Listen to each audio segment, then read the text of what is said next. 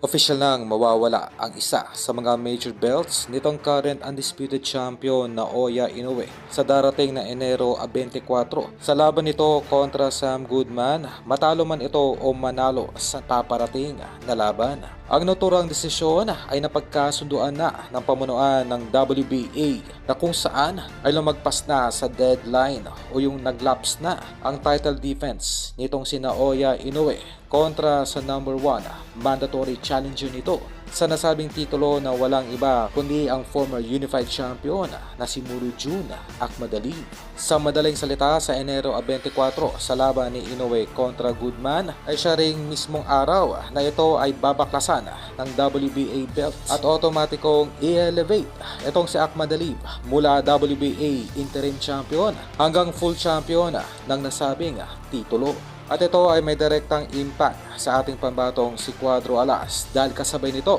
ay official na ring kinakasa ang laban nitong si Ahmadzali kontra sa ating pambatong si Cuadro Alas. Sa madaling salita, sa oras na ideklarang full champion itong si Ahmadzali ay maaring mag-demand muli ng mas malaking guaranteed purse itong promoter ni Ahmadzali na si Eddie Hearn sa mismong tumatayong handle ngayon ng ating kababayang si Chavit Singson sa nasabing laban nito kontra Casimero. Kung ating maalala ay may nauna ng demand itong kampo ni Ahmadzali sa ating pambato na kung saan ay humingi na ito ng 20 million guaranteed purse kay Chavit Singson at sa fight venue na kung saan sa bansang Uzbekistan lamang na kanilang teritoryo maaring ganapin ang naturang laban. Marahil ay atin ang asahan na hihingi muli ng karagdagang guaranteed purse etong si Eddie Hearn dito kay Chavit sa oras na official nang maging WBA full champion ang kanilang alagang si Muruljun Ahmadzali.